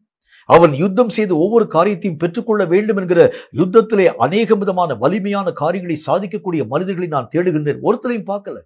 அவர்கள் மற்றவர்கள் செய்யக்கூடிய யுத்தத்திலே குளிர்காய ஆரம்பிக்கிறாங்க. மற்றவர்கள் செய்யக்கூடிய அநேக விதமான பிரயாசங்களை பற்றியதாக அவர்கள் ஆவல் நிறைந்தவர்களாக இருக்கிறார்களே தவிர தங்கள் பட்டயத்தை ஒரு முறை கூட பயன்படுத்தாது இருக்கக்கூடிய மக்கள் அநேகம் பேர் இருக்க ஆரம்பிக்கிறார்கள். அவர்களுடைய கரங்களிலே நான் பட்டயங்களை கொடுத்தது உண்டு. அவர்கள் கரங்களிலே அநேகம் விதமான கூறு வாழ்கள் யாவற்றை நான் தந்தது உண்டு. ஆனால் அவைகளை அந்த ஜனங்கள் ஒருபோதும் பயன்படுத்தாமல் திறப்பிலே நிற்கக்கூடிய மக்களாக, சுவரை அடைக்கக்கூடிய மக்களாக ஒவ்வொரு மனுஷனையும் நான் தேட ஆரம்பித்தேன். ஒவ்வொரு மனுஷனுடைய கரங்களில் நான் அநேக விதமான பட்டயத்தை தந்தேன், வாள்களை தந்தேன், அநேக விதமான ஈட்டிகளை நான் கொடுக்க ஆரம்பித்தேன். என்றாலும் அவைகளை எவ்வளவேனும் பயன்படுத்தாமல் அவரவர்கள் தங்கள் நிலைகளிலே வரக்கூடிய அநேக விதமான நன்மைகளை மற்றவர்களுடைய கரங்களிலிருந்து பெற்றுக்கொண்டார்களே தவிர அவர்கள் தங்கள் ஆயுதங்களை பயன்படுத்தாமல் சோம்பேறிகளாய் காணப்பட துவங்க ஆரம்பித்தாங்க. கர்த்தராகிய தேவன் உங்களையும் என்னையும் பார்த்து இப்படிப்பட்ட குற்றச்சாட்டுகள் யாவற்றையும் சொல்ல துவங்க ஆரம்பிக்கின்றார். உன் கையில் இருக்கக்கூடிய பட்டயத்தின் என்ன காரியத்திற்காக பயன்படுத்த ஆரம்பித்தாய்? என்ன செஞ்ச? இந்த பட்டயத்தை பயன்படுத்தி உன் கையில் கொடுக்கப்பட்டிருக்கக்கூடிய ஆயுதங்களை பயன்படுத்தி நீ என்ன காரியத்தை உன்னுடைய வாழ்க்கையில் நீ பெற்றுக்கொள்ளக்கூடியவனாய் விளங்க ஆரம்பித்து விட்டாய். கர்த்தராகிய தேவன் நம்மை பார்த்து கேட்கக்கூடிய அந்த நாள்ல தேவனுக்கு முன்பதாக வெட்கப்படாத நிற்க வேண்டும் என்று சொன்னால் இப்பொழுதே நீங்களும் நானும் இயங்கும் ஒரு கிறிஸ்தவனாக மாற்றத்தின் ஊடாக கடந்து போக வேண்டியது அவசியம். நம்முடைய வாழ்க்கையிலே தேவன் உங்களையும் என்னையும் அழைத்த ஒரே ஒரு நோக்கம், யுத்த வீரனாய் நீங்களும் நானும் உருவாக்கப்பட வேண்டியது அவசியம். இந்த யுத்தத்துக்குரிய காரியங்களை நீங்கள் செயற்படுத்த ஆரம்பித்தால்தான் உங்களுக்குரிய உரிமைகளை நீங்கள் சண்டை போட்டு பெற்றுக்கொள்ள ஆரம்பிக்கிறீங்க. நீங்க சண்டை போட்டு பெற ஆரம்பிக்கும் போதுதான் அந்த உரிமைகளை பெறுவதற்கு எவ்வளவு தூரம் நீங்க பிரயாசப்பட ஆரம்பிச்சீங்க, அந்த உரிமைகளை எளிதாக நீங்கள் உங்கள் வாழ்க்கையில இழக்கும்படி சம்மதிக்கவே மாட்டீங்க. ஒரு காரியத்தை நீங்க உழைக்காம உங்களுடைய கரங்களிலே வருகிறது உண்டானால் எளிதாக அந்த காரியத்தை நம்ம தூக்கி எறிஞ்சிரும். அவைகளை பற்றிதான வேல்யூ நம்முடைய வாழ்க்கையிலே மெய்யாகவே காணப்படுகிறது இல்லை. ஆனால் அவைகளை நீங்களே சவதரிக்கும்படிக்காய் நிறைய பிரயாசப்பட்டு நிறைய கஷ்டத்தின் ஊடாக கடந்து போய் இந்த காரியங்களை நீங்கள் உங்கள் வாழ்க்கையிலே வரப்பற்ற ஆரம்பிக்கிறது உண்டானால் அவைகளுக்காக நீங்கள் சிந்தின ஒவ்வொரு தியாகத்தை பற்றி யோசிக்க ஆரம்பிக்கும் பொழுது அவைகளை இழக்கும்படி நீங்கள் ஒரு நாளும் சம்மதிக்க மாட்டீங்க. இதுக்கு நல்ல ஒரு எக்ஸாம்பிள் சொல்றேன் பாருங்க. ஆத்துமாக்களை பற்றி ஆண்டவராகிய இயேசு கிறிஸ்து பேசுகின்றார். ஆத்துமாக்களை பற்றி கர்த்தராகிய தேவன் பேசும் பொழுது ஒவ்வொரு மனிதனும் ஆத்தும தாகம் நிறைந்தவனாய் காணப்பட வேண்டும் என்கிறதை பற்றி கர்த்தர் பேசுகின்றார். இப்ப நம்முடைய வாழ்க்கையில நிறைய மக்களுக்காக நம்ம ஜெபிக்க ஆரம்பிக்கிறோம். நிறைய மக்களுக்காக நாம் புலம்பு எழ ஆரம்பிக்கின்றோம். நிறைய மக்களுக்காக கர்த்தருடைய நாமத்தில் கர்த்தராகிய தேவன் சொன்ன வார்த்தையின் அடிப்படையில் அறியாது இருக்கக்கூடிய ஒவ்வொரு விதமான மக்களும் அறிந்து கொள்ளும்படிக்காக ஆண்டவராகிய தேவனை நோக்கி திறப்பிலே நின்று ஜெபிக்க வேண்டும் என்று சொல்லி நீங்களும் நானும் ஜெபிக்க ஆரம்பிக்கிறோம். இப்ப பாருங்க, உங்களுடைய ஜெபத்திற்கும் இயேசு கிறிஸ்துவினுடைய ஜெபத்துக்கும் ஒரு வித்தியாசம் இருக்கும். எப்படி? ஏனென்றால் அந்த ஆத்துமாக்களை சவதரிக்கும்படிக்காக இயேசு கிறிஸ்து விலைக்கரியமாக தன்னுடைய உயிரை தந்திருக்கிறார். அவர் போராடி அந்த ஆத்துமாக்களை தன்னுடைய வாழ்க்கையை ஆதாயப்படுத்தும்படிக்காக எத்தனை தியாகங்களை செய்ய ஆரம்பிச்சதுனால ஒரு ஆத்துமாவுடைய வேல்யூ ஆண்டவராகிய தேவனுக்கு மெய்யாகவே அதிகமாய் தெரியக்கூடியதாக விளங்க ஆரம்பிக்கிறது. ஆனா எனக்கு அது தெரியாது. ஒருவேளை என்னுடைய கண்ணுக்கு முன்னால ஒரு மனுஷன் செத்து போயிட்டான்னா அவனுடைய ஆத்துமாவை பற்றி நான் மெய்யாகவே கலக்கத்தின் ஊடாக போக மாட்டேன். ஆனால் இயேசு கிறிஸ்து ஒரு ஆத்துமாவை இழக்கிறது உண்டானால் அவர் இன்றைக்கு வரைக்கும் புலம்பி எழுவார். காரணம், அதனுடைய வேல்யூவை அறிந்த இயேசு கிறிஸ்து. நீயாக போரிட்டு சம்பாதிக்கக்கூடிய ஒவ்வொரு விதமான விஷயத்தை பற்றிதான வேல்யூவை நீ அறிய ஆரம்பிக்கிறதுனாலே ஒரு விஷயத்தையும் நஷ்டமாக நீ உன்னுடைய வாழ்க்கையில விட மாட்டேன். இதைத்தான் கர்த்தராகிய தேவன் நமக்கு சொல்லுகின்றார். திறப்பிலே நீ நில்லு, சுவரை நீ அட, எல்லா விதமான காரியத்தையும் நீ உன்னுடைய வாழ்க்கையிலே வரப்பற்றக்கூடிய அளவிற்கான யுத்த வீரனாய் எழும்ப ஆரம்பிக்கிறது உண்டானால் ஒவ்வொரு விதமான விஷயத்தை பற்றியதான அந்த முழு நிலைகளை நீ புரிந்து கொள்ள ஆரம்பிக்கிறதுனாலே ஒரு நன்மையும் இழக்கும்படி நீ ஒரு நாளும் அனுமதிக்கவே மாட்டாய், சம்மதிக்கவே மாட்டாய் என்று கர்த்தருடைய வேத புஸ்தகம் திட்டம் தீர்க்கமாய் சொல்ல துவங்க ஆரம்பிக்கிறது. இன்னைக்கு பல விஷயங்களை நீங்களும் நாமும் இழந்து போக ஆரம்பிக்கிறோம். சில தீர்க்க தரிசன வசனங்களை மறந்து எத்தனையோ வருஷங்கள் ஆக்கப்பட்டிருக்கக்கூடிய நிலைகளை பார்க்கிறோம். ஆனால் நானே இயங்கி நானே யுத்தம் செய்து அந்த தீர்க்க தரிசனமான வார்த்தைகளை பெறுகிறது உண்டானால் ஒரு நாளும் அந்த தீர்க்க தரிசன வசனங்களை நான் மெய்யாகவே இழக்கும்படி சம்மதிக்கவே மாட்டேன். அதனுடைய வேல்யூ எனக்கு தெரியும். அதற்காக நான் எத்தனை நாள் நான் ஃபாஸ்டிங் இருந்தேன், எத்தனை நாள் நான் என்னுடைய உடலை வருத்தி நான் ஜெபிக்க துவங்க ஆரம்பித்தேன். அதனுடைய ஒவ்வொரு விதமான காரியத்திற்கும் எத்தனை விலைக்கரியத்தை நான் தந்திருக்கின்றேன். அதனுடைய வேல்யூவை நான் தெரிய ஆரம்பிச்சிருக்கிறதுனால அவைகளிலே ஒரு எழுத்தின் உறுப்பையும் நான் என்னுடைய வாழ்க்கையை விடும்படி அனுமதிக்கவே மாட்டேன். அதைத்தான் கர்த்தர் நமக்கு சொல்லுகின்றார். நீயே யுத்தம் செய்து அந்த காரியங்களை சம்பாதிக்க வேண்டும். நீயே போரிட்டு இந்த காரியங்களின் ஊடாக கடந்து போக ஆரம்பிக்கிறது உண்டானால் ஒவ்வொரு விஷயத்தினுடைய முழுமையை ஒரு நாளும் இழக்கும்படி நீ சம்மதிக்கவே மாட்டேன். சில நேரங்களில் நம்முடைய கையில் வச்சிருக்கக்கூடிய அநேக விதமான பொருளை யாராச்சும் திருடி கொண்டு போக ஆரம்பிக்கிறது உண்டானால் அந்த பொருள் ஒருவேளை நீங்க உங்க கஷ்டப்பட்டு சம்பாதிக்கக்கூடிய சம்பாத்தியத்தினால வராம யாராச்சும் கொடுத்திருக்கக்கூடிய ஒரு கிஃப்ட்னு வச்சுக்கோங்களேன், அந்த பொருளை திருடி கொண்டு போகக்கூடிய அந்த காரியங்களை பற்றி கொஞ்ச நேரம் நம்ம யோசிப்போம். அவைகளை பற்றி நாம் மெய்யாகவே மறந்து போக ஆரம்பிச்சிடும். ஆனால் அந்த பொருளுக்காக நான் கஷ்டப்பட்டு உழைத்து அநேகம் பாடுபட்டு அந்த பொருளை வாங்குறதுக்கு கொஞ்சம் கொஞ்சமா காசு சேர்த்து அந்த பொருளை நான் வாங்கியிருக்கிறது உண்டானால் அந்த பொருள் என்னுடைய கரங்களை விட்டு விலகி போகக்கூடிய அந்த காரியங்களை பார்க்கக்கூடிய நான் மெய்யாகவே புலம்பி எழ ஆரம்பிக்கின்றேன். மெய்யாகவே வேதனைப்பட ஆரம்பிக்கிறேன். மெய்யாகவே ஆண்டவராகிய தேவனுடைய நாமத்தினால எத்தனை நாளை அந்த பொருளுக்காக நான் என்னுடைய வாழ்க்கையிலே செலவு பண்ண ஆரம்பிச்சு நான் யோசிச்சு பார்த்து அவைகளுக்காக ஏங்கி புலம்பி அழக்கூடியவனாய் விளங்க ஆரம்பிக்கிறேன். இப்ப நம்முடைய வாழ்க்கையில ரட்சிப்பை கர்த்தராகிய தேவன் தந்திருக்கிற அந்த ரட்சிப்பை ஆண்டவராகிய தேவன் இலவசமாய் தர ஆரம்பிச்சதுனால இவைகளை பற்றிதான முழுமையான அந்த வேல்யூ நம்முடைய வாழ்க்கையில தெரியல. இதையே நீங்கள் போராடி பெற ஆரம்பிக்கிறது உண்டானால் அதனுடைய முழு விளக்கங்களை பெற்றுக்கொள்ளக்கூடிய ஒரு மக்களாய் விளங்க ஆரம்பிக்கிறதை பார்க்க முடியும். கேட்கும் கர்த்தருடைய பிள்ளையே, ஆண்டவராகிய தேவன் சொல்கிறார், யுத்தத்திற்கென்று கர்த்தராகிய தேவன் என்னை அழைத்திருக்கிறார். இந்த அழைப்பை பெற்றிருக்கக்கூடிய நான் ஒவ்வொரு விஷயத்தையும் யாரோ தரக்கூடிய விஷயத்தில் நான் திருப்தி அடையக்கூடாது. நானே போரிட்டு பெறக்கூடிய அளவிற்கான ஒரு மனிதனை கர்த்தராகிய தேவன் தேடுகிறேன்னு சொல்றார். அவனே அந்த காரியத்துக்காக உழைக்கணும். அவனே அந்த காரியத்தை சம்பாதிக்கும்படிக்காக பிரயாசப்படணும். அவனே அந்த காரியத்தின் ஊடாக கடந்து போகும்படிக்காக முயற்சியின் ஊடாக கடந்து போக வேண்டியது அவசியம். இப்படிப்பட்ட அனுபவம் வாய்ந்த ஒருவனை நான் தேடுகின்றேன், ஒருவனை நான் பார்க்கிறேன் கர்த்தர் சொல்லுகின்றார். கேட்கும் கர்த்தருடைய பிள்ளை, நீ அப்படிப்பட்ட ஒரு மனுஷனாக ஒரு மாற்றத்தின் ஊடாக கடந்து போக வேண்டியது அவசியம் என்று கர்த்தருடைய வேத புஸ்தகம் திட்டம் தீர்க்கமான வார்த்தையின் ஊடாக நம்ம கூட பேச துவங்க ஆரம்பிக்கிறது. அடுத்த ஒரு விஷயத்தை பாருங்க. கர்த்தருடைய வேதம் சொல்லக்கூடிய மற்றும் ஒரு வார்த்தையின் அடிப்படையில் சங்கீதங்களின் புஸ்தகம் 106வது அதிகாரம் 23வது வசனம் இந்த வார்த்தையை நமக்கு சொல்கிறது. சங்கீதங்களின் புஸ்தகம் 106வது அதிகாரம் 23வது வசனம் இந்த வார்த்தையை சொல்கிறது. அதை நான் உங்களுக்காக வாசிக்கிறேன். அது என்ன விதமான வார்த்தையை சொல்கிறது என்று பாருங்கள். ஆகையால் அவர்களை நாசம் பண்ணுவேன் என்றார். அப்பொழுது அவரால் தெரிந்து கொள்ளப்பட்ட மோசே அவர்களை அவர் அழிக்காதபடிக்கு அவருடைய உக்கிரத்தை ஆற்றும் பொருட்டு அவருக்கு முன்பாக திறப்பின் வாயிலே நின்றார். மூன்றாவது ஒரு விஷயத்தை பற்றி கர்த்தருடைய வேதம் என்ன வார்த்தை சொல்கிறது என்று சொன்னால், தேவனுடைய கோபத்தை ஆற்றும்படிக்காக திறப்பிலே நிற்கும் ஒரு அனுபவம். கர்த்தராகிய தேவனுடைய உக்கிர கோபம் நம்மில் பற்றி எரியாதபடிக்காக தேவனாகிய கர்த்தருடைய நாமத்தினாலே இந்த உலகத்திலே உருவாக்கப்பட்டிருக்கக்கூடிய உங்களுக்கும் எனக்கும் ஒரு நல்ல ஒரு பொறுப்பை ஆண்டவராகிய தேவன் தந்திருக்கின்றார்.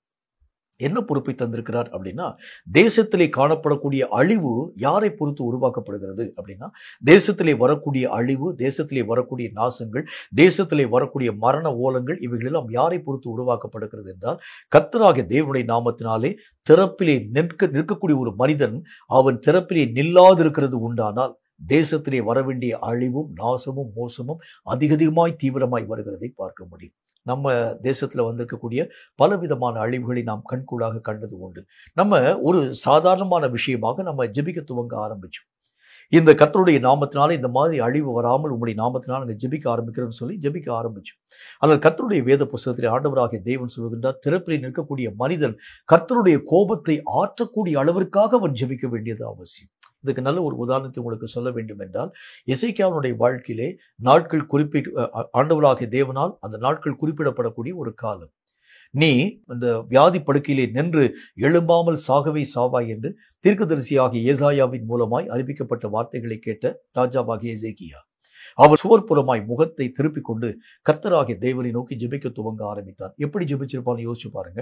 ஆண்டவரே, உமக்கு சித்தமானால் இந்த வியாதி நீங்கி நான் சுகமாகும்படி எனக்கு நீர் கிருபையை தாரும், இல்லை என்றால் இந்த வியாதியில் நான் மரித்து போய் உம்முடைய ராஜ்யத்தை வந்தடை எனக்கு கிருபை தாரு. இப்படி ஜெபிச்சிருப்பாருன்னு யோசிச்சு பாருங்க. அவன் மெய்யாகவே வாழ்வுக்கும் சாவுக்கும் இடையிலே போராட துவங்க ஆரம்பித்தார். கர்த்தாவே, நான் உம்முடைய நாமத்திற்காக செய்த ஒவ்வொரு காரியத்தையும் பாரு. இஸ்ரவேல் தேசமே பிரிவுபட்டு போன அநேக விதமான காரியங்கள், பஸ்காவை ஆசரிக்காது இருக்கக்கூடிய அந்த நாட்களிலே தேசம் எல்லா விதமான தேசத்திலும் பஸ்காவை ஆசரிக்கக்கூடிய முகாந்திரங்களை உருவாக்கும்படிக்காக எவ்வளவு தூரம் நான் ஆண்டவருடைய பரிசுத்தமுள்ள வார்த்தைகளுக்கு செவி கொடுத்து ஜனங்களை ஒன்றிணைக்கக்கூடிய காரியங்களை செயல்படுத்த ஆரம்பித்தேன். அவன் ஆண்டவராகிய தேவனுக்கு செய்த ஒவ்வொரு காரியங்களையும் பேசி பேசி கர்த்தருடைய மனதை இழகப்படக்கூடிய காரியங்களை உருவாக்க ஆரம்பித்தார். தேவன் சொன்ன வாக்குத்தத்தங்களை சொன்னான். தேவன் பேசின ஒவ்வொரு விதமான வார்த்தைகளையும் பற்றி சொல்ல துவங்க ஆரம்பித்தார். என்னுடைய தகப்பன் செய்த அநேக விதமான துரோகமான வாழ்க்கையை போல அல்ல, ஆண்டவராக தேவனுக்கு என்று பயந்து வாழ்க்கை வாழக்கூடியவனாய் விளங்க ஆரம்பித்தேனே. என்னுடைய வாழ்க்கையில் இவ்வளவு பெரிய ஒரு தீமையை அனுமதித்தனுடைய காரணம் என்னென்னு சொல்லி தேவன் பேசின, தேவன் தந்த ஒவ்வொரு கிருபைகளையும் பேசி பேசி கர்த்தராகிய தேவனுடைய மனதை இழக பண்ணக்கூடிய ஒரு நிலைகளை அவன் தன்னுடைய வாழ்க்கையிலே ஆசரிக்க துவங்க ஆரம்பித்தார். இன்னைக்கு நம்ம ஜெபிக்கிறோம். எப்படி ஜெபிக்கிறோம்?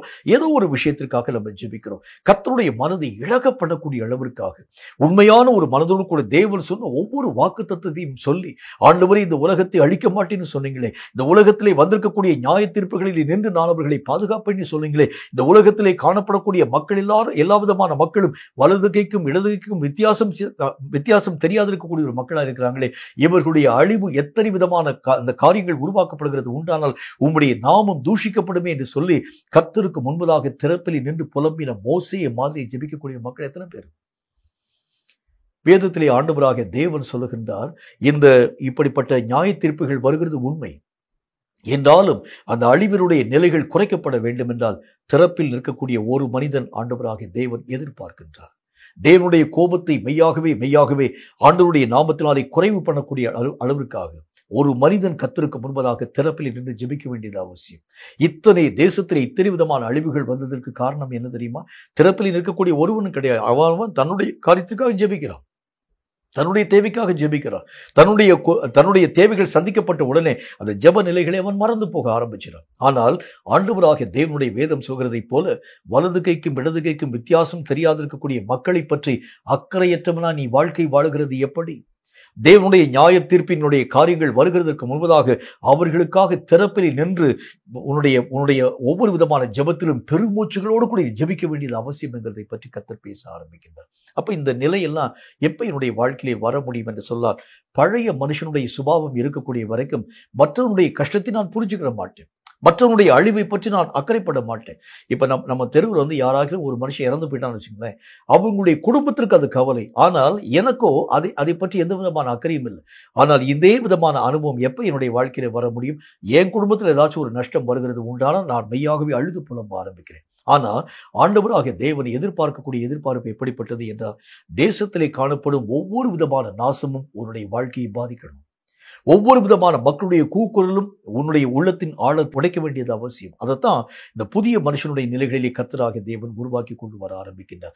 ஏதோ நம்ம ஜெபிக்கணுங்கிறதுக்காக ஜெபிக்கிறது இல்லை. கர்த்தருடைய நாமத்தினால் ஜெப குறிப்பு கொடுத்துட்டாங்க, அதற்காக ஆண்டவரே தேசத்திலே நாங்கள் திறப்பில் இருந்து நாங்கள் ஜெபிக்கிறோம், கர்த்தருடைய நாமத்தினாலே மக்களை லட்சியம் சந்தி, இந்த ஜெபம்லாம் நமக்கு போதாது.